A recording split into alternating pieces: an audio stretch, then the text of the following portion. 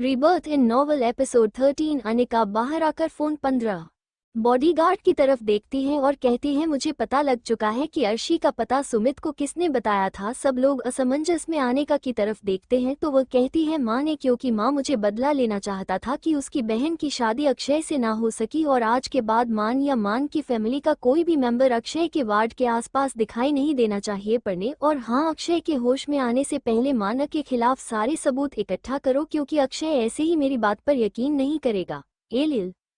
अनिका की सारी बातें सुनने के बाद सब लोग हमें अपनी गर्दन हिला देते हैं और अनिका सब की तरफ देखकर फिर से उसे ब्रांच पर बैठकर अक्षय की होश में आने का इंतजार करने लगती है। तभी वार्ड के अंदर अक्षय के हाथों में हल्की हल्की हलचल होती है और धीरे धीरे उसकी आंखें फुड़फुड़ाना लगते हैं। तभी आईसीयू में मौजूद नर्स ये देखी है तो तुरंत डॉक्टर को बुलाती है। डॉक्टर अक्षय को चेक करके बाहर आकर अनिका को बोलते हैं, मैसेज राजपूत, मिस्टर राजपूत को होश आ गया है, आप मिल सकती है लेकिन अभी नहीं, 1 घंटे बाद। तब तक हम उन्हें विप रूम में शिफ्ट कर देते हैं। उनका अनिका दोनों हाथ जोड़कर अपने मन में उन बाबाजी को और माताजी को धन्यवाद देता है और अक्षय के बाद में शिफ्ट होने का इंतजार करने लगती है।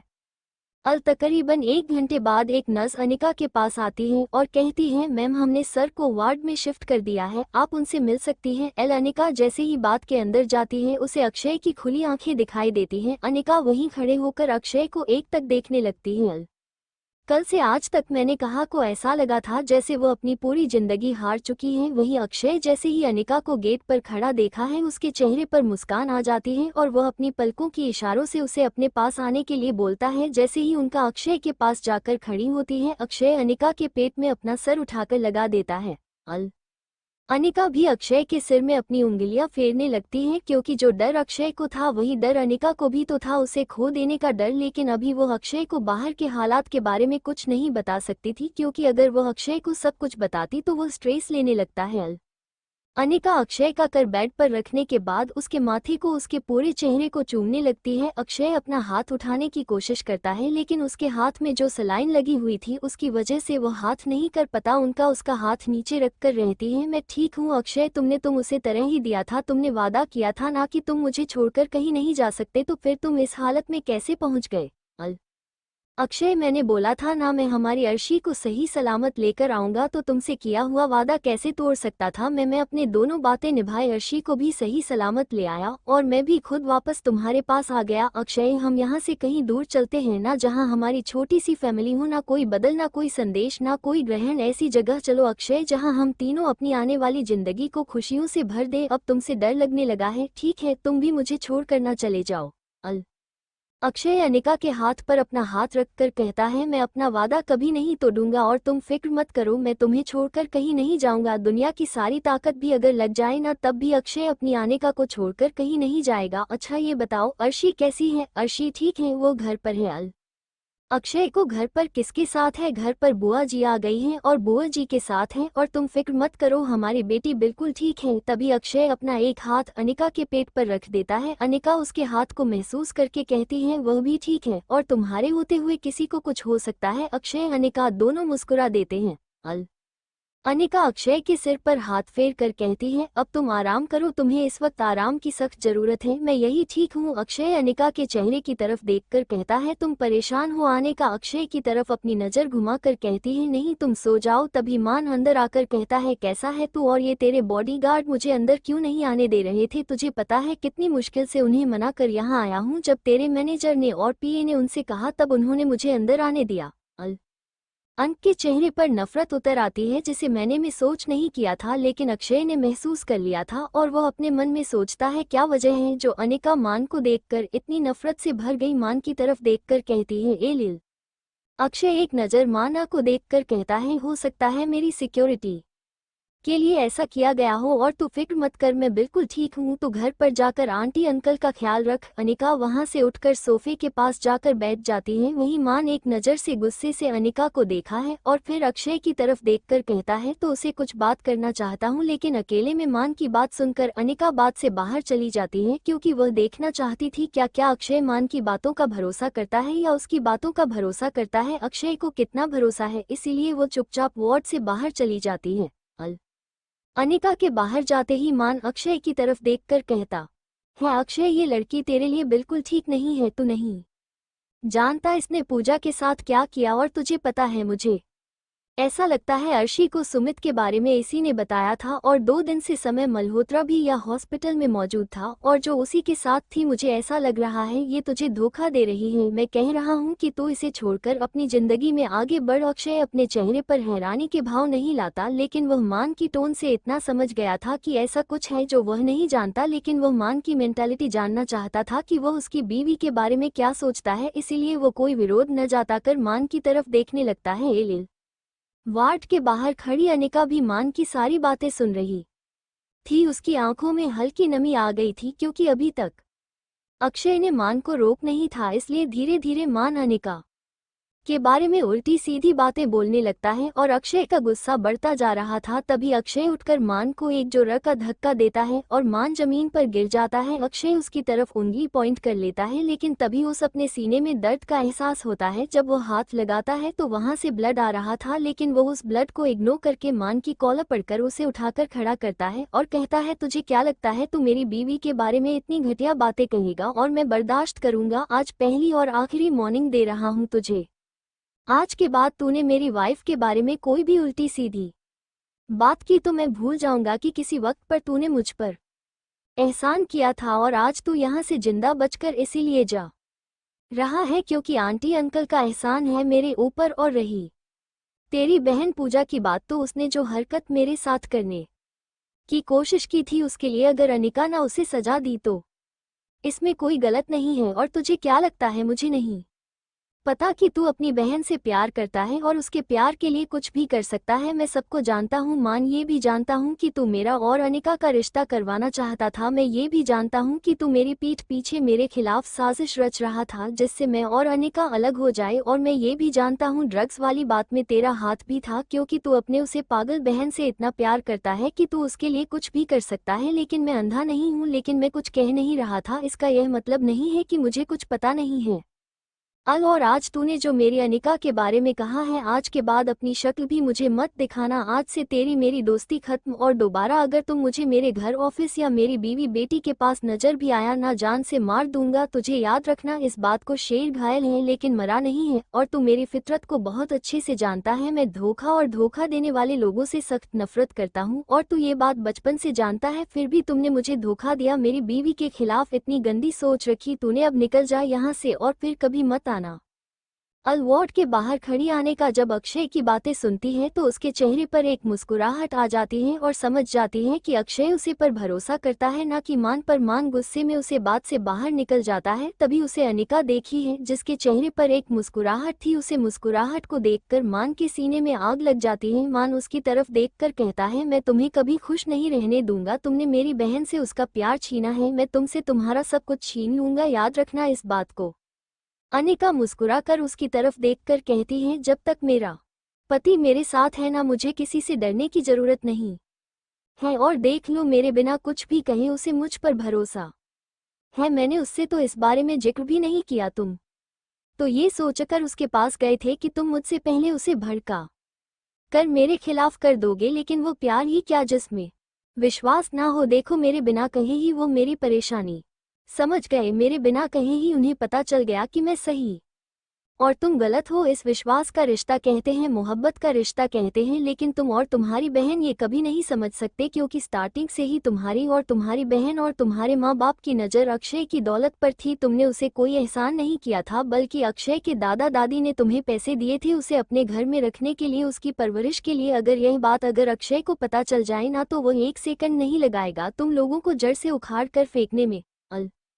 वही बात के गेट के पास खड़ा अक्षय अनिका की सारी बातें सुन रहा था। उसकी आंखों में हल्की नमी आ जाती है। अनिका मान की तरफ देखकर कहती है, मैं सब कुछ जानती हूँ, सब कुछ, क्योंकि उसे दिन मैंने तुम्हारे मम्मी पापा की बात है सुन ली थी, लेकिन फिर भी मैं चुप थी, क्योंकि अक्षत लोगों पर बहुत भरोसा करता था और मैं उसका भरोसा तोड़ना नहीं चाहती थी। लेकिन आज तुमने जो हरकत की है, इसके बाद अब मैं अक्षय को पूरी सच्चाई बताऊंगी, फिर तुम देखने की वो तुम्हारे साथ क्या करता है।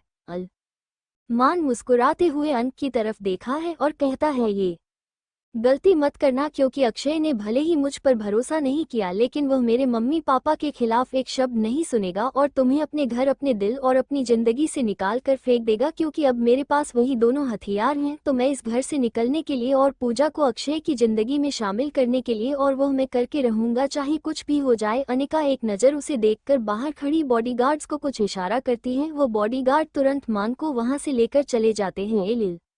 अनिका जैसे ही अक्षय के बाद में पहुंचती है तो देखी है अक्षय बेड पर लेटा हुआ था और उसके सीने पर ब्लड के डॉट लगे हुए थे। ये देखकर वो तुरंत डॉक्टर को बुलाती है। डॉक्टर पट्टी बदलते हुए अक्षय को बहुत डांट रहे थे, लेकिन अक्षय तो ऐसा लग रहा था यहाँ था ही नहीं, वह तो किसी और ही दुनिया में था, जिस चीज को अनिका नोटिस कर चुकी थी। लेकिन अभी वो डॉक्टर के सामने कोई बात नहीं करना चाहती थी।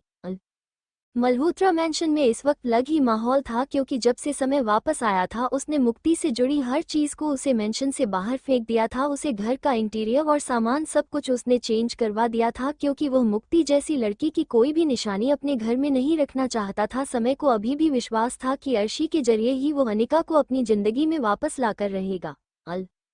समय ने पूरे घर को बिल्कुल वैसा ही करवा दिया था जैसे अनिका इस घर में रहती थी तब था, लेकिन समय भूल गया था कि यह अनिका अब उसके पास वापस नहीं आएगी, क्योंकि इंसान धोखा एक ही बार खाता है और विश्वास भी एक ही बार करता है। जब विश्वास टूट जाता है ना, तो दोबारा वह इंसान पर विश्वास नहीं कर सकता। लेकिन शायद अभी समय इन सारी बातों से अनजान था।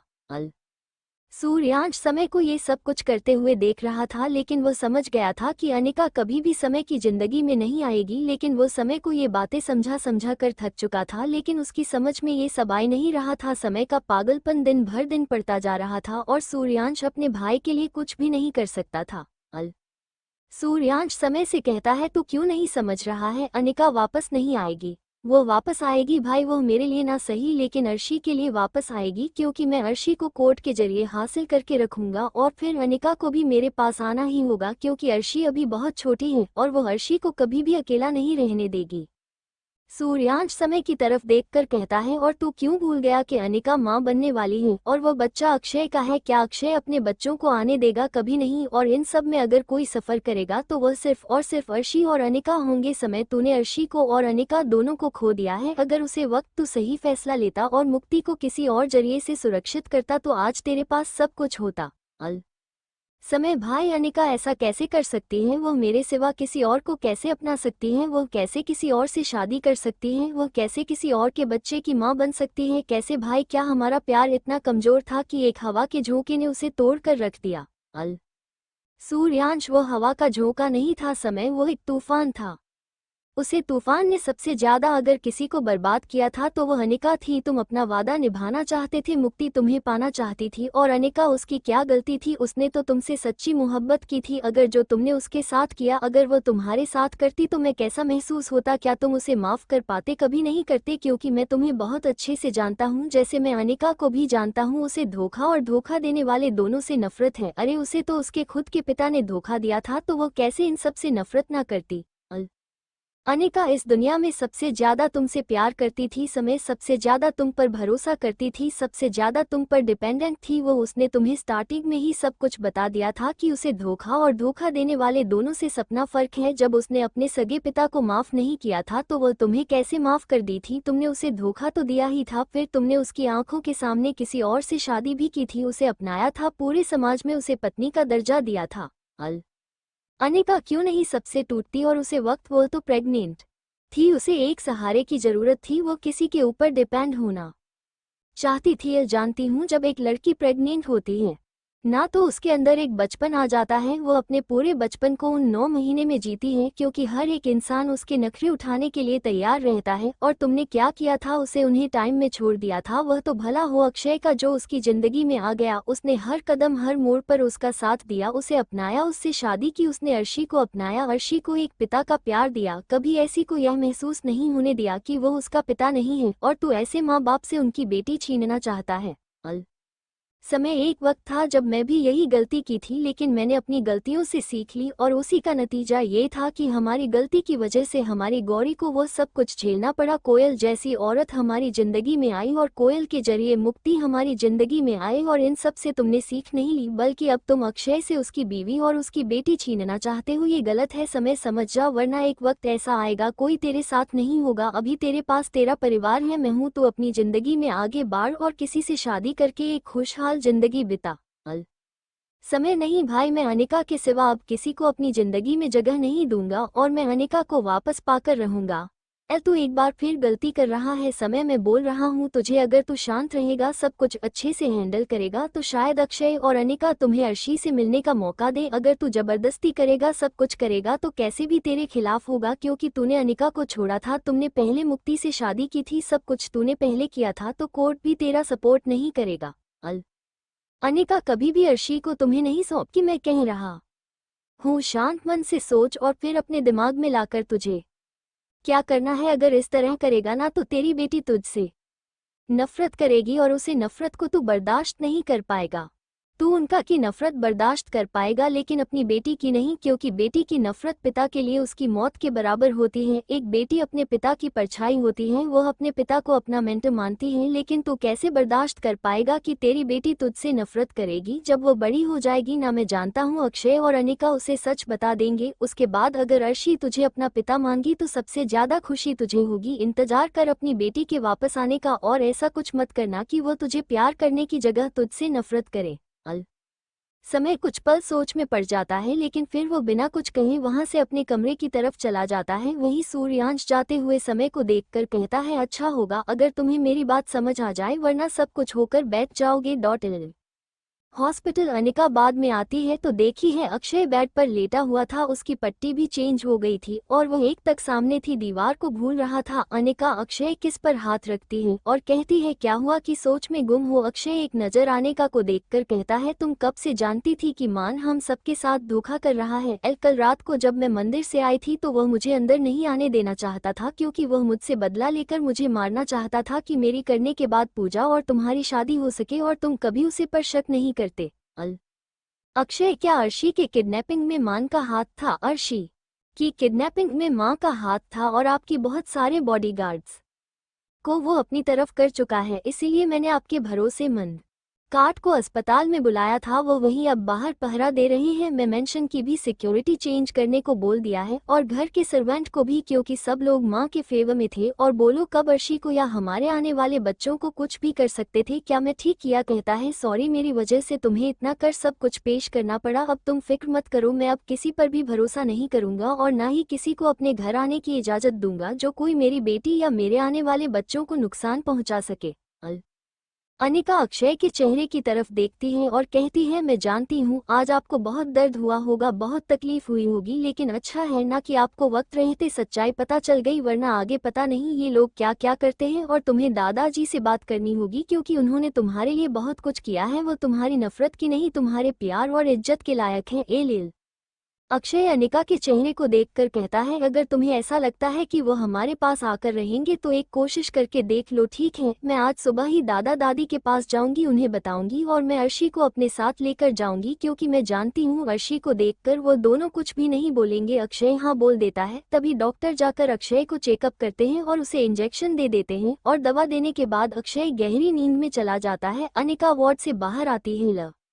नकुल वहीं खड़ा था। अनिका नकुल को सब कुछ समझकर वहां से बाहर की तरफ चली जाती है, क्योंकि उसे अक्षय के दादा दादी को लाना था। वह अक्षय को उसका परिवार देना चाहती थी इसलिए, और आज बॉडीगार्ड्स को नकुल अनिका के साथ भेज देता है, क्योंकि अब उसे किसी पर भी भरोसा नहीं था इसलिए, और यह सब करने के लिए उसे अक्षय नहीं बोला था। बजाने से पहले वो नकुल को सारी बात कर गया था। अनिका घर पहुंचती है तो देखी है बुआ जी ने अर्शी को तैयार कर दिया था। अर्शी अपनी माँ को देखकर खुश हो जाती है और उसके गले लगाकर कहती है, डैडी ठीक है, मेरा बच्चा बिल्कुल ठीक है, और चलो तो मैं आज तुम्हारे बड़े दादू बड़ी दादी से मिलाकर लाती हूँ और उन्हें मना कर लेकर आएंगे। आशिक खुश हो जाती हैं बुआ जी उनका की तरफ देखकर। कहती है बेटा मुझे भी घर जाना होगा। थैंक यू बुआ जी, मेरे बोलने पर आप एक बार में यहाँ आ गई। बुआ जी आने का किसी पर हाथ रख कर रहती हैं। मुझे भी थैंक यू बोलेगी, तेरा और मेरा तो दिल का रिश्ता है, इसलिए जब भी तुझे जरूरत हो मुझे याद कर लेना। बुआ जी आपको कुछ बताना चाहती हूँ। हाँ बच्चे बोलो क्या बात है। बुआ जी इस घर में एक नन्हा मेहमान आने वाला है बहुत जल्द। ये सुनकर बुआ जी खुश हो जाती हैं और अनिका को अपने सीने से लगाकर रहती हैं। महादेव तुम्हारी हर एक इच्छा को पूरी करे और तुम हमेशा ऐसे ही हंसती मुस्कुराती रहो। अनिका और अर्शी दोनों गांव के लिए निकल जाते हैं क्योंकि उन्हें शाम तक दादाजी और दादी को लेकर आना था। वहीं 2 घंटे बाद वो कहाँ पहुंच जाते हैं क्योंकि वो अपने प्राइवेट प्लेन से गए थे। जब इतना बड़ा प्लेन ग्राउंड में लैंड होता है तो पूरा गांव उन्हें देखने के लिए इकट्ठा हो जाता है। उनमें अक्षय के दादा और दादी भी मौजूद थे। वहीं अनिका को बाहर आता देखकर कोई पहचान नहीं पता, लेकिन अनिका के पीछे आ रहे वरुण को देखकर दादा दादी पहचान जाते हैं कि यह अक्षय की बॉडीगार्ड्स है। इसका मतलब ये लड़की अक्षय से रिलेटेड है। अनिका अपनी गोद में राशि को लेकर नीचे आती है। सब लोग अनिका और अर्शी को देख रहे थे क्योंकि कोई उन दोनों को पहचान नहीं पा रहा था। अभी तक किसी ने अनिका का चेहरा नहीं देखा था क्योंकि अनिका ने घूंघट ले रखा था। उनके आगे जाकर दादा दादी के पास खड़ी होकर उनके पैर चूमती है और कहती है मैंने कहा हूँ आपके पोते अक्षय की बीवी और यह आपकी पोती।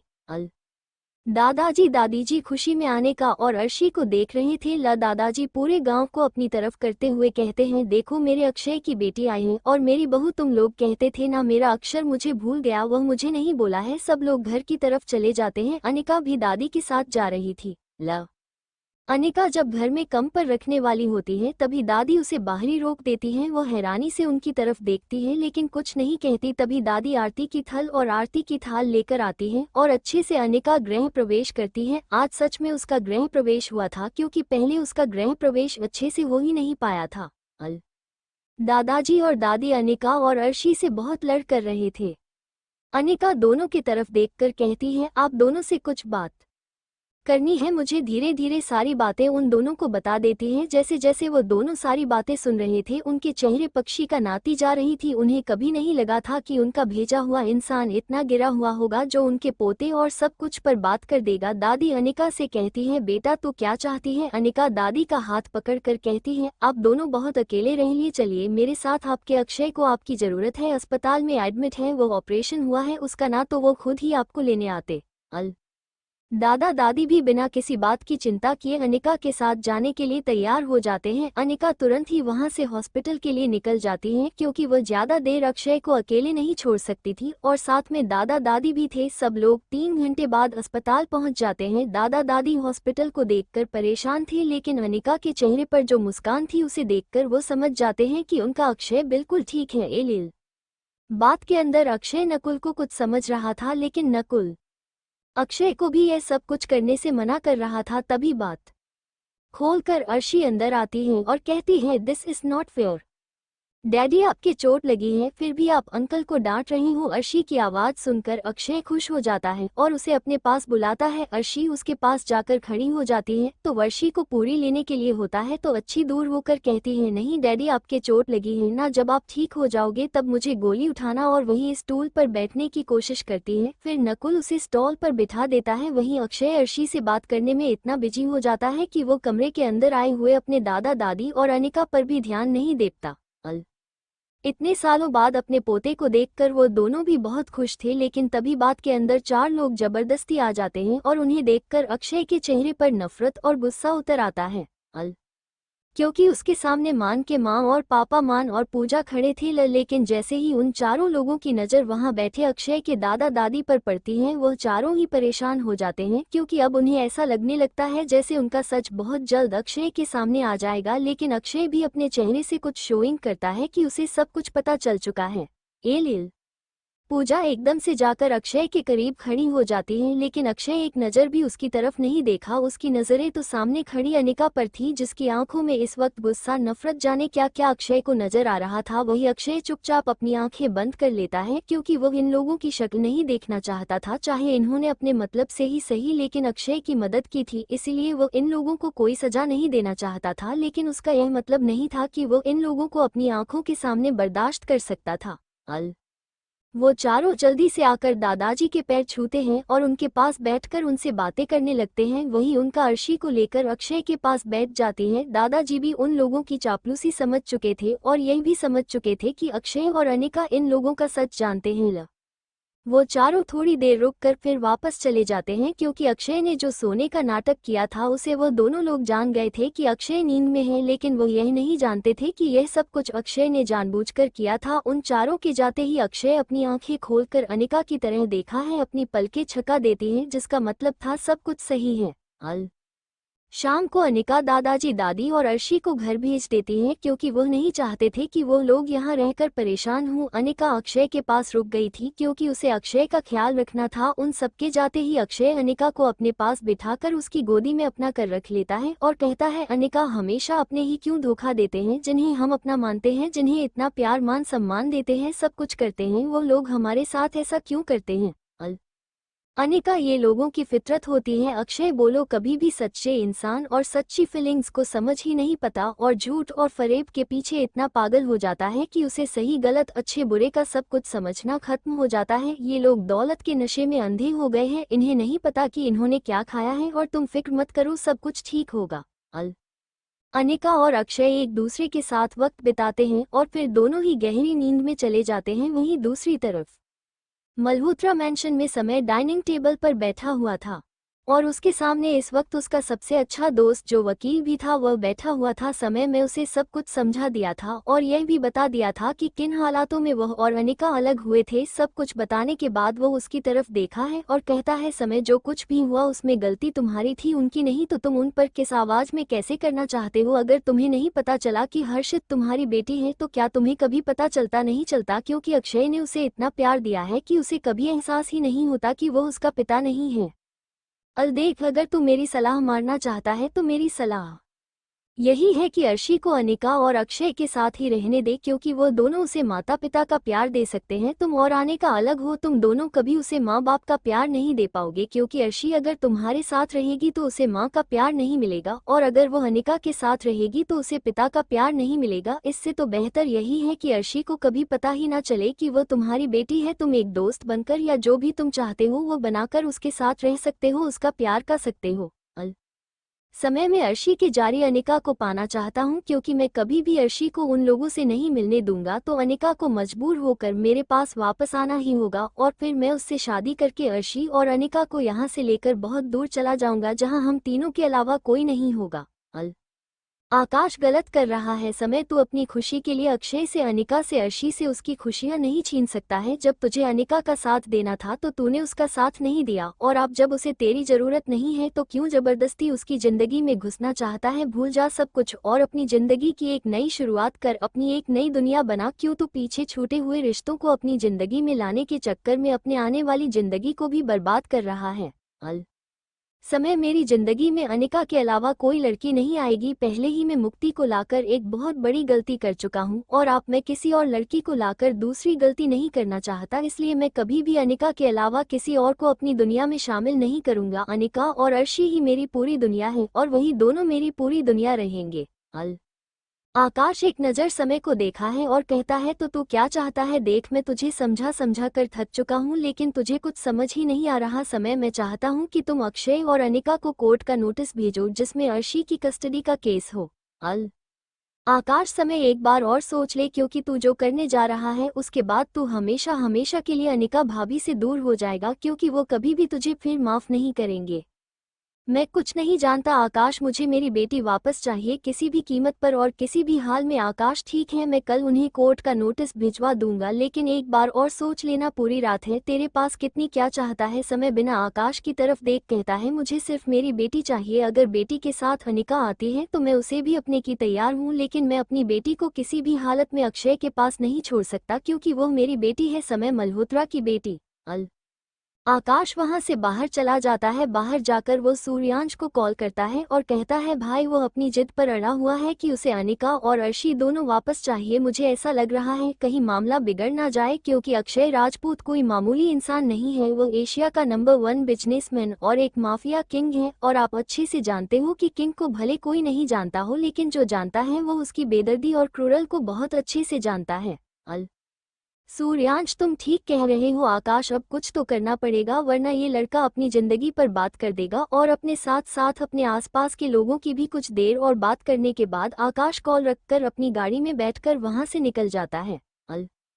अगली सुबह एक नया धमाका अक्षय और अनिका का इंतजार कर रहा था। उसे धमाके का नाम था कोर्ट का नोटिस जो समय ने भिजवाया था अर्शी की कस्टडी के लिए। ये सब देखकर अनिका परेशान होकर वही सोफे पर बैठ जाती है। जब अक्षय को पूरी बात पता चलती है तो वह भी परेशान हो जाता है। अर्शी के बिना वो दोनों नहीं रह सकते थे। अक्षय और अनिका दोनों परेशान थे लेकिन अब उन्हें नोटिस का जवाब तो देना ही था, इसलिए वह दोनों अपने वकील को बुलाकर उनसे सारी बातें करके उन्हें वह नोटिस दिखा देते हैं। वकील वह नोटिस देखकर कहती है, देखिए मिस्टर एंड मिसेज राजपूत, हमारा केस सॉलिड तो है बट ये भी हम भूल नहीं सकते हैं कि अर्शी समय मल्होत्रा की बेटी है और आपकी शादी हो चुकी है, लेकिन समय मल्होत्रा अभी भी सिंगल है, इसलिए हो सकता है कि अर्शी कस्टडी का केस उनके फेवर में हो सकता है। अनिका का दिमाग खराब हो गया था सोचते सोचते, लेकिन उसे कोई रास्ता दिखाई नहीं दे रहा था। तभी बाढ़ के अंदर एक इंसान आता है और इसे देखकर अनिका और अक्षय दोनों का चेहरा गुस्से से तमतमा जाता है, क्योंकि वो कोई और नहीं बल्कि समय था जो वहां आया था। समय को देखकर अनिका एकदम से समय का कॉलर पकड़ लेती है और कहती है, क्या करना चाहते हो तुम? पहले मेरी जिंदगी पर बात करके तुम्हें सुकून हासिल नहीं हुआ जो अब मुझे मेरी बेटी को छीना चाहते हो?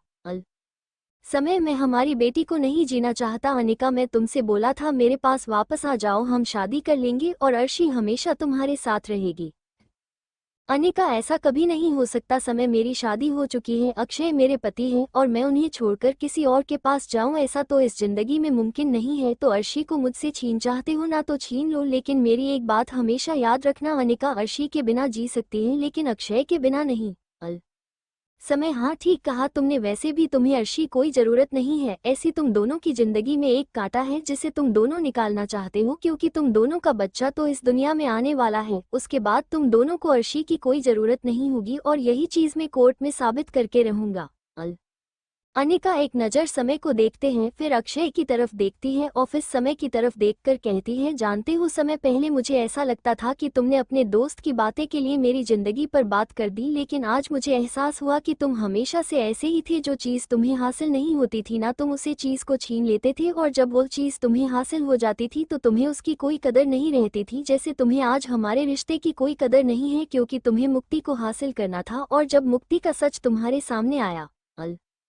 समय, अगर इस दुनिया में अनिका राजपूत किसी से नफरत करती है ना तो वो तुम हो। समय, तुमसे ज्यादा मैं किसी से नफरत नहीं करती। जब तुमने मुझे छोड़ा था तब मेरे दिल में तुम्हारे लिए नफरत नहीं थी, और नहीं तुमने जब मुक्ति से शादी की तब मेरे दिल में तुम्हारे लिए नफरत थी। मैंने कितना सफर करके अर्शी को जन्म दिया, उसे वक्त मेरे दिल में तुम्हारे लिए कोई नफरत नहीं थी, लेकिन आज मेरे दिल में तुम्हारे लिए बेइंतहा नफरत है। इतनी नफरत कि मैं अपनी नफरत में कुछ भी कर गुजर सकती हूँ। तुम मुझसे मेरी बेटी छीनना चाहते हो ना, तो याद रखना मैं तुम्हारे घर की सुख शांति छीन लूंगी। जिस वजह से तुमने मुक्ति को अपनाया था ना, मैं वो वजह कोर्ट में बताऊंगी, तब जाकर तुम्हें पता चलेगा कि जब अपनी इज्जत को उछाला जाता है ना तो कैसा लगता है। अब तुम आमने सामने आना ही चाहते हो तो आओ, लेकिन तुम एक बात याद रखना, अर्शी की कस्टडी तो मुझे ही मिलेगी, यह चैलेंज है मेरा तुम्हें।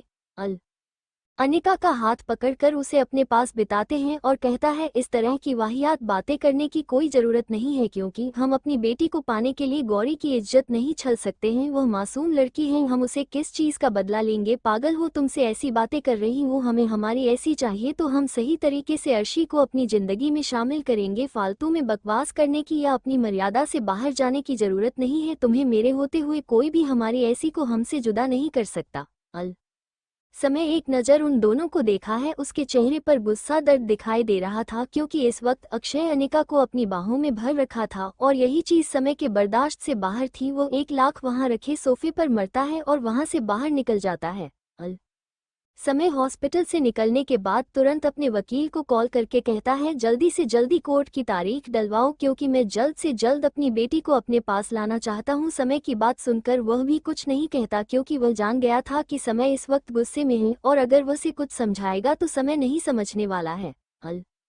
वही बात के अंदर आने का अक्षय की तरफ देखकर कहती हैं, वो कभी चुपचाप नहीं बैठेगा, वो हमसे हमारी अर्शी को छीन लेगा। अक्षय अनिका के सर को अपने सीने से लगा लेता है और कहता है वो कुछ नहीं कर पाएगा मेरे रहते, वो तुम्हें और अर्शी को मुझे कभी अलग नहीं कर सकता है। उसे जो करना है वो करने दो, क्योंकि वो पहले शतरंज की चाल चल रहा है और मैं बाद में अपनी चल चलूंगा, इसीलिए वो जो कर रहा है उसे अभी करने दो, सिर्फ उसके सारे मुहरे खुलने का इंतजार करो। अनिका को अक्षय की बात समझ आ जाती है, इसीलिए वह भी आगे कुछ नहीं रहती। वहीं दूसरी तरफ हर एक न्यूज़ चैनल पर इस केस के बारे में न्यूज़ आ रही थी। जो लोग नहीं जानते थे अब उन्हें भी सच पता चल चुका था और चारों तरफ सब लोग समय को सिंपैथी की नज़र से देख रहे थे, लेकिन ये सब कुछ समय का किया हुआ ही था जिससे सारे लोग उसके फेवर में आ जाए और वो ये कैसे अर्शी और अनिका को अक्षय से जीत जाए। लेकिन वह भूल गया था अनिका को छोड़ने का फैसला उसका था और वापस न आने का फैसला अनिका का है। धीरे धीरे सबको समय की फेवर में होता जा रहा था, तो यही सब देखकर अब अनिका को डर लगने लगा था कि कहीं वो अपनी बेटी को खो ना दे। लेकिन वह ये भी जानती थी कि अगर अक्षय ने उससे वादा किया है कि अर्शी कहीं नहीं जाएगी तो मतलब नहीं जाएगी, इसीलिए आपको भी अक्षय के अगले मूव का इंतजार कर रही। लेकिन अभी तक अक्षय की तरफ से ना कोई स्टेटमेंट रिलीज हुआ था और ना ही कोर्ट में उसकी तरफ से कोई वकील हायर हुआ था। यही सब देखकर समय अपनी जीत पर खुश हो रहा था, लेकिन वह भूल गया था वह अक्षय राजपूत है जो जहाँ से सोचना खत्म करता है वो वहाँ से सोचना शुरू करता है। आज तक कभी भी अक्षय ने समय को कुछ नहीं बोला था, ना ही कभी उसकी बीती हुई जिंदगी के बारे में उसे कुछ भी कहा था। लेकिन अब बारी उसकी इज्जत, उसकी बीवी और उसकी बेटी पर आई थी तो वो ऐसे कैसे उसे जाने दे सकता था। उसे विश्वास था अपनी बीवी पर और उसे भरोसा था कि वो कभी भी उसका साथ छोड़कर नहीं जाएगी। अक्षय इस वक्त अस्पताल के बेड पर लेटा हुआ था और उसके सामने वर्ल्ड का नंबर 1 वकील खड़ा था जिसे अक्षय अपनी सारी डिटेल्स प्रोवाइड कर रहा था। यह वकील वैसे ही किसी के केस के लिए नहीं आता, लेकिन सिर्फ अक्षय मल्होत्रा के नाम से ही वो इस केस में इन्वॉल्व करने के लिए मान गया था। वकील जॉनसन कुछ देर और अक्षय से बात करते हैं और उसके बाद वो वहां से चले जाते हैं। भाई अनिका हैरानी से अक्षय को देख रही थी। अक्षय अनिका की तरफ देखकर कहता है, मैं इतनी आसानी से उसे जितने नहीं दूंगा, क्योंकि बड़ी अब हर रोज जीत की है और मैं उसे जितने नहीं दूंगा और तुम्हारी इज्जत को तू पर लगाकर तुम्हें उसे बिल्कुल भी जितना नहीं दूंगा, क्योंकि मैं जानता हूँ कि वह ये सब कुछ क्यों कर रहा है और उसे करने दो। लेकिन अनिका और अर्शी कभी भी उसकी जिंदगी में शामिल नहीं। यह अक्षय राजपूत का वादा है तुमसे।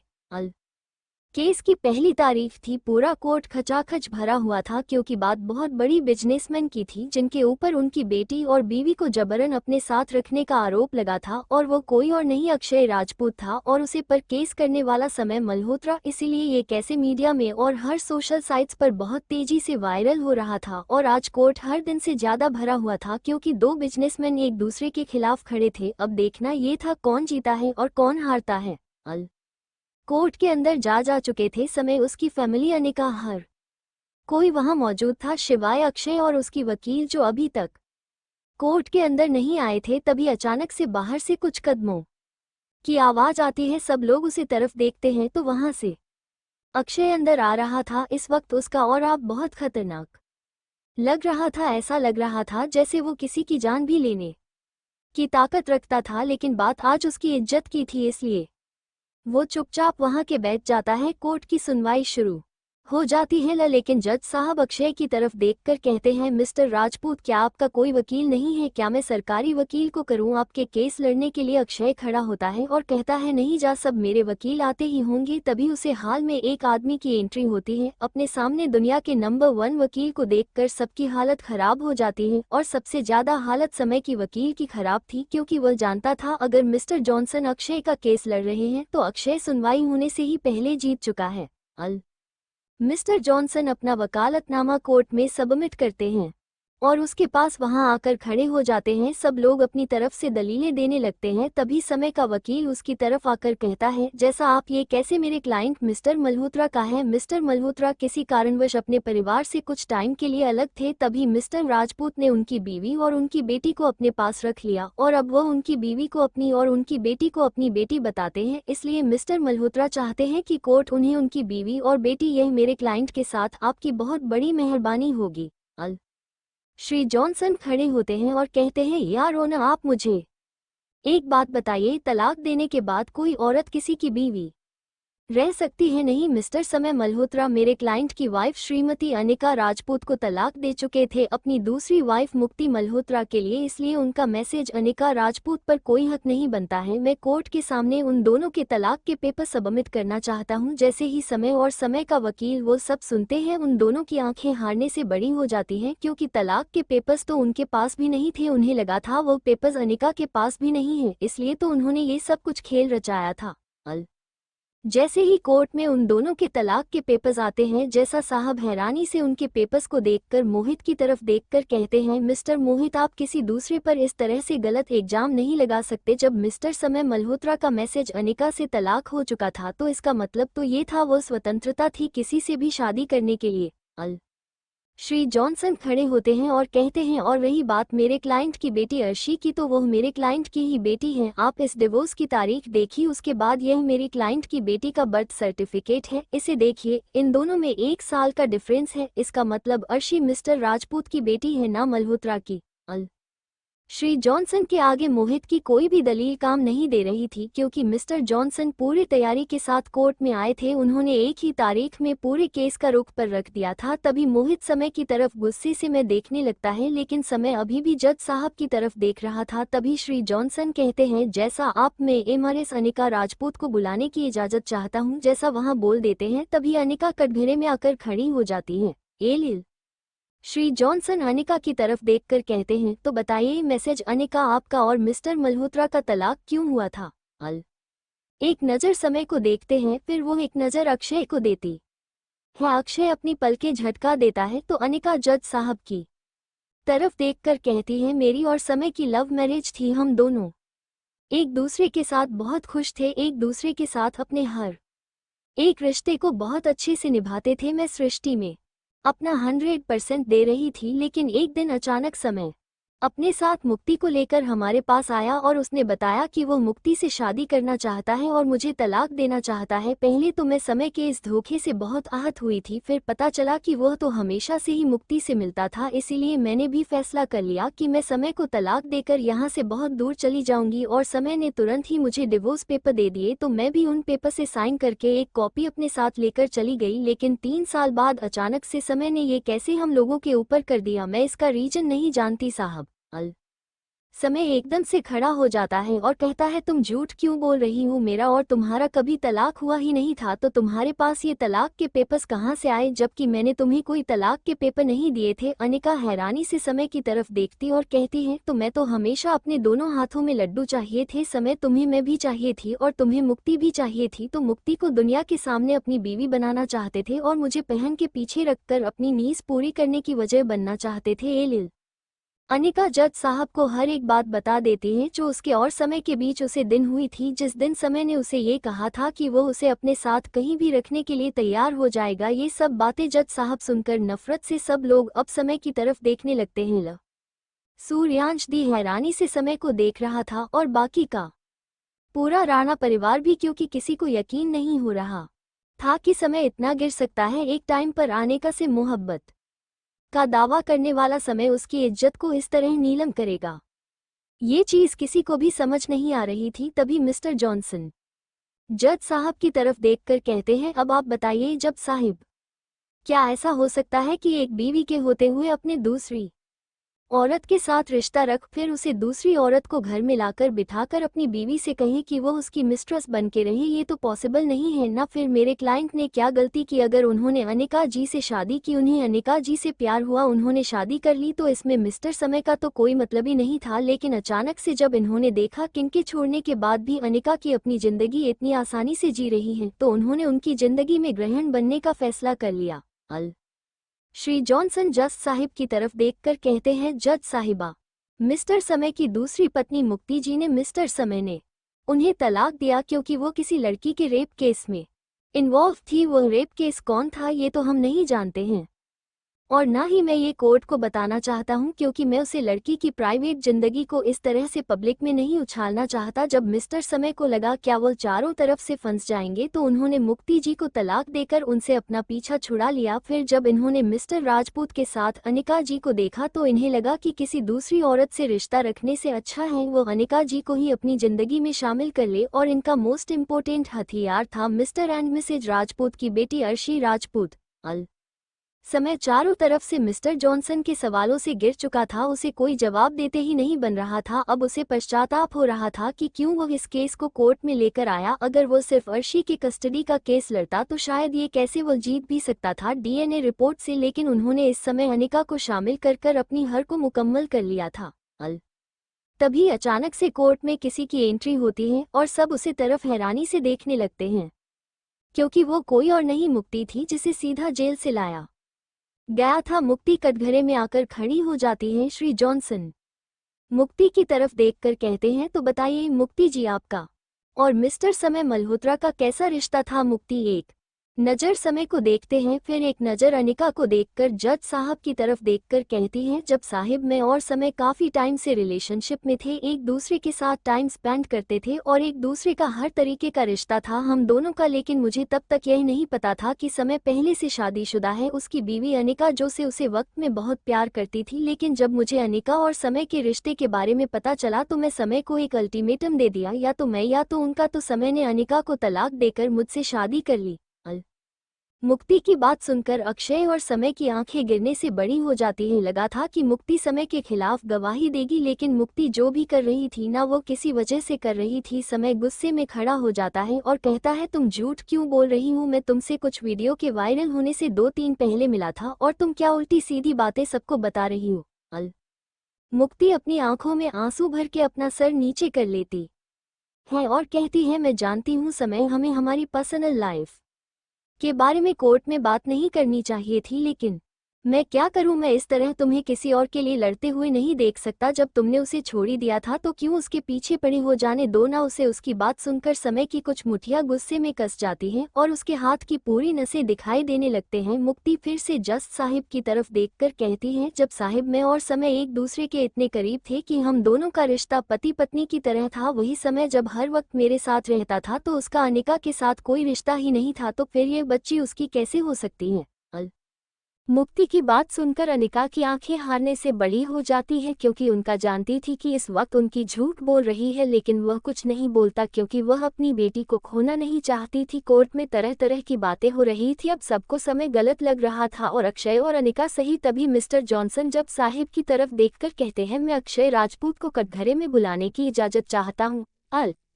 अक्षय भी कटघरे में आकर खड़ा हो जाता है, तो मिस्टर जॉनसन अक्षय की तरफ देखकर कहते हैं, तो बताइए मिस्टर राजपूत, आपका और आपकी वाइफ की शादी कब और किन हालातों में हुई थी। अक्षय एक नज़र अनिका को देखकर साहिब की तरफ देखकर कहता है, चल साहिबा, मैं और अनिका पहली बार एक रोड पर मिले थे जहां कुछ लोग अनिका को छेड़ने की कोशिश कर रहे थे। हम लोग उसे वक्त पेरिस में थे, मैंने अनिका की मदद की थी, उसके बाद हम दोस्त बन गए। फिर अनिका और मैं ज़्यादातर बिजनेस मीटिंग में मिलाने लगे। मैं तो अनिका से पहली नज़र में ही प्यार करने लगा था। जब मैं अनिका को प्रपोज किया तो उनका ने मुझे अपने अतीत के बारे में बताया, तो मुझे भी कोई फर्क नहीं पड़ा क्योंकि उसका तलाक हो चुका था। और ऐसा तो हो नहीं सकता कि अगर किसी लड़की की पहली शादी सफल नहीं रही तो वह दूसरी शादी नहीं कर सकती। मैं अनिका को बहुत कन्विंस किया, तब जाकर उनका मुझसे शादी करने के लिए तैयार हुई और उसे हमारी शादी के 1 साल बाद आने गाने अर्शी को जन्म दिया था। तो आप बताइए यस साहिबा, आरसी मिस्टर मल्होत्रा की बेटी कैसे हो सकती है। मैं जानता हूँ मिस्टर मल्होत्रा को अनिका के साथ किए हुए अपने व्यवहार पर पश्चाताप है, लेकिन यह मतलब नहीं कि वो किसी की पर्सनल लाइफ को इस तरह साड़ी बाजार नीलाम कर दे। जब साहिब सबकी तरफ देखकर कहती है, सारे सबूत और सारे गवाहों को और सारी चीजों को देखने के मद्देनजर रखते हुए ये कोर्ट यह फैसला करती है कि मिस्टर समय मल्होत्रा ने चीज को लेकर मिस्टर अक्षय राजपूत पर कैसे किया था, जबकि अनिका राजपूत और अर्शी राजपूत अक्षय राजपूत की फैमिली है। अर्शी राजपूत अक्षय राजपूत की बेटी है, इसलिए ये कोर्ट मिस्टर समय मल्होत्रा पर मानहानि का कैसे करते हुए इस केस को खारिज करती है, क्योंकि और मिस्टर समय मल्होत्रा को यह आदेश देती है कि वो मिस्टर राजपूत की फैमिली उनके घर और ऑफिस से 5 किलोमीटर की दूरी पर रहे। अगर फिर कभी भी उनके खिलाफ कोई भी कंप्लेंट होती है तो कोर्ट उनके खिलाफ सख्त कार्यवाही करेगा। जब साहब अपना फैसला सुनाकर वहां से चली जाती हैं अनिका भाग कर जाकर अक्षय गले लग जाती हैं। वही समय की आंखें गुस्से में तहक रही थी क्योंकि इस वक्त उसे ये बर्दाश्त नहीं हो रहा था कि अनिका अक्षय के करीब है। लवमुक्ति को फिर से बाहर ले जाया जा रहा था। पूरा कोर्ट खाली हो चुका था। इस वक्त सिर्फ कितने चुने लोग वहां मौजूद थे, जैसे समय की फैमिली। अनिका अक्षय यही लोग वहां मौजूद थे। समय मुक्ति के पास जाकर खड़ा हो जाता है और कहता है, तुमने झूठ क्यों बोला कोर्ट में, जबकि तुम जानती थी मेरे और अनिका के अलग होने से 2 दिन पहले ही मैं तुमसे मिला था। मुफ्ती मुस्कुराकर समय की तरफ देखती है और कहती है, तुम्हें क्या लगा था मैं तुम्हारा फेवर में गवाही दूंगी? ऐसा तो नहीं हो सकता। जब मैं तुम्हें पाने के लिए इतना सब ड्रामा किया तो तुम्हें मुझे छोड़ देने के बाद मैं तुम्हारा फेवर में गवाही देकर अनिका को तुम्हारी जिंदगी में आने दूंगी? यह तो तुमने बहुत बड़ी गलतफहमी पाल रखी थी अपने अंदर। पहले ही मैं जेल के अंदर रहूं, भले ही मैं गुनाह किए हैं, लेकिन इन सब में बराबर के हिस्सेदार तुम भी थे। तुम्हें भी तो एक बार मेरे बारे में तहकीकात करनी चाहिए थी, लेकिन नहीं, तुमने अपनी बीवी को छोड़कर मुझे अपना लिया तो गलती तुम्हारी थी। सजा तुम्हें मिलनी चाहिए। जब मैं जेल की सलाखों के पीछे अपनी सजा कटूंगी तो तुम यहाँ खुले आसमान के नीचे अपनी सजा काटो के चुपचाप मैंने कहा को मिस्टर राजपूत के साथ देखोगे। तुम्हें अपने दिल में वही दर्द होगा जो मुझे हुआ था उसे वक्त जब तुमने मुझे जेल पहुंचाया था। समय गुस्से में मुक्ति का कल पकड़ लेता है, लेकिन पुलिस वाले उसका गला छुड़ाकर समय को मुक्ति से अलग करते हैं। मुक्ति मुस्कुराते हुए वहां से चली जाती है क्योंकि वो हार कर भी जीत गई थी और समय जीत कर भी हार गया था। समय ने अपना सब कुछ खो दिया था, अपनी बीवी, अपनी बेटी और आज अपनी इज्जत भी। समय गुस्से में वहां से निकल जाता है। वही अक्षय अनिका को अपने गले लगा कर कहता है, मैंने बोला था ना, हमारी अर्शी को हमसे कोई अलग नहीं करेगा, इसीलिए मैंने अर्शी को कोर्ट से दूर रखने के लिए बोला था। नहीं चाहता था अर्शी के मासूम दिल पर इन सब का गहरा असर हो। अनिका हाँ कह देती है। तभी समय की पूरी फैमिली अनिका के सामने अपने हाथ जोड़ लेती है और कहते हैं, हमें माफ कर दो, हम अपने बेटे के प्यार में इतने अंधे हो गए थे कि हमें तुम्हारा दुख दिखाई ही नहीं दिया। हमें लगा कि शायद उसे मुक्ति से प्यार हो गया है, वह मुक्ति के साथ खुश रहेगा, इसीलिए हमने भी उसे वक्त उसे कुछ भी नहीं कहा। लेकिन आज हमें इस बात का एहसास है कि हमने जो किया बहुत गलत किया। अनिका एक नज़र उन सबको देखकर कहती है, एक बात बोलूं मैं, आप लोगों को जब एक लड़की शादी करके अपने ससुराल आती है ना, तो उसका रिश्ता उसके पति के साथ तो होता ही है, लेकिन उसके परिवार के साथ भी होता है। लेकिन आप लोगों ने तो मुझे इंसान भी नहीं समझा। आपके बेटे ने मुझे अपने घर से बाहर कर दिया और आपने एक बार भी अपने बेटे से सवाल नहीं किया। अगर बुआ जी उसे वक्त मेरा साथ ना देती ना, तो शायद आज अब तक मैं अपनी जिंदगी खत्म कर चुकी होती। इसीलिए मैं बुआ जी की इज्जत करती हूँ और उनके लिए कुछ भी कर सकती हूँ। आप लोगों ने तो हमेशा सिर्फ दूसरों को धोखा और दर्द ही दिया है। सब लोग एक एक करके कोर्ट से बाहर चले जाते हैं। अक्षय अपनी कार में अनिका और मिस्टर जॉनसन को बिठाकर वहां से राजपूत मेंशन अप के लिए निकल जाता है। सब लोग अपने अपने घर चले जाते हैं, लेकिन मीडिया में और इंटरनेट पर यह न्यूज़ तेजी से वायरल कर रही थी कि समय मल्होत्रा ने अनिका राजपूत को पाने के लिए इतना बड़ा किम प्लान किया था, लेकिन मिस्टर अक्षय राजपूत ने उसकी हर एक गेम को खत्म कर दिया। इस एक न्यूज़ में अक्षय की बनी बनाई इज्जत को मिट्टी में मिला दिया था। राजपूत मैंशन में सब लोग उन दोनों के आने का इंतजार कर रहे थे। दादा दादी बहुत परेशान थे क्योंकि वो जानते थे कि अगर यह कैसे अक्षय हार गया तो वो अपनी जिंदगी हार जाएगा। लेकिन जब न्यूज़ पर उन्होंने सब कुछ देखा तो उन्हें तसल्ली हो गई और उन्हें इस बात की भी तसल्ली हो गई कि अर्शी अक्षय की बेटी है, ना कि किसी और की। सब लोग अभी भी उन दोनों के आने का इंतजार कर रहे थे। जब वो दोनों आते हैं तो दादी माँ दोनों की आरती उतारकर उनका स्वागत करती है। जहाँ राजपूत मैंशन में खुशियों का डेरा था, वहीं मल्होत्रा मैंशन अंधेरे में गिरा हुआ था क्योंकि समय ने पूरे घर में तोड़फोड़ मचा रखी थी। उसे किसी भी कीमत पर अनिका वापस चाहिए थी। समय को अपनी मोहब्बत का एहसास था, लेकिन अपने दोस्त के वादे के लिए उसने अपना सब कुछ छोड़ दिया था। लेकिन जब उसे पता चला था कि वह वादा उसकी बहन नहीं किसी और के लिए पूरा हुआ था, तो समय को अपने दिल में दर्द और गिल्टी फील हो रहा था कि क्यों उसने एक बार मुक्ति के बारे में कुछ भी पता करने की कोशिश नहीं की। यही सब सोते हुए उसने पूरे मल्होत्रा मैंशन को कबाड़ खाना बना दिया था। लेकिन इन सब के बावजूद भी उसका गुस्सा और उसका मन शांत नहीं हुआ था, क्योंकि उसे किसी भी कीमत पर अपनी अनिका और अर्शी वापस चाहिए थी। राणा मैंशन ने अलग ही माहौल था। सब लोग सोफे पर चुपचाप बैठे हुए थे। किसी को विश्वास नहीं हो रहा था कि जो समय एक वक्त पर अनिका के लिए सूर्यांश से लड़ने के लिए तैयार हो गया था। अपने भाई से वो किसी एक लड़की के लिए अपनी बीवी और अपनी बेटी को छोड़ सकता है, यही सब बातें उनके गले से नीचे नहीं उतर रही थी। वहीं बुआ जी सब की तरफ देखकर कहती हैं, मैं पहले से ही जानती थी कि उसे लड़की ने कोई झोल जरूर है, लेकिन किसी ने उसे वक्त मेरी बात पर यकीन नहीं किया था। और देखिए आज हमारे समय की जिंदगी किस तरह से बर्बाद हुई है। आज उसके पास कुछ भी नहीं बचा, ना घर ना परिवार और ना ही इज्जत, सब कुछ नीलाम हो गया उसका, सिर्फ उसे मुक्ति की वजह से। लेकिन बुआ जी की बात का किसी के पास कोई जवाब नहीं था, क्योंकि सब लोग जानते थे कि जो हुआ जी कह रही थी वह सच भी तो था। अगर उन लोगों ने उसे वक्त, अगर समय को रोका होता तो शायद समय की जिंदगी आज इस कदर बर्बाद ना हुई होती। लेकिन आप वो लोग भी शिवाय पश्चात आपकी कुछ नहीं कर सकते थे। राजपूत मैंशन में इस वक्त अनिका और अक्षय अपने कमरे में थे और अर्शी वहीं खेल रही थी। तभी एक सर्वेंट जाकर अर्शी से कहती है, बिटिया आपको दादाजी दादी बुला रहे हैं। तो अर्शी उन सर्वेंट के साथ वहां से चली जाती है। अर्शी के उसे कमरे से जाते ही अक्षय एकदम से अनिका का हाथ पकड़कर अपने ऊपर खींच लेता है और उसके लबों को अपने लबों की कैद में कर लेता है। अनिका को तो रिएक्ट करने का मौका भी नहीं मिला था, तब तक वह अक्षय के नीचे दबी हुई थी। अक्षय की उसे किसने, अनिका इस कदर खो चुकी थी कि उसकी आंखें कब अपने आप सुकून से बंद हो गई और कब अनिका के हाथ अपने आप अक्षय के बालों में चलने लगे, उन दोनों को ही नहीं पता था। अक्षय ने अपना पूरा वजन अनिका के ऊपर नहीं डाला था, क्योंकि अक्षय जानता था क्या अनिका प्रेग्नेंट है और इस वक्त पर अगर वो उसके ऊपर सारा वजन डालेगा तो उसके बच्चे को नुकसान हो सकता है। एलिल आने वाले एपिसोड में कुछ बहुत भयानक होने वाला है जो अनिका और अक्षय की जिंदगी को पूरी तरह से बदल कर रख देगा। लेकिन अनिका अक्षय अलग नहीं होंगे, रहेंगे वो दोनों एक दूसरे के साथ ही। To be continued. Thanks for watching.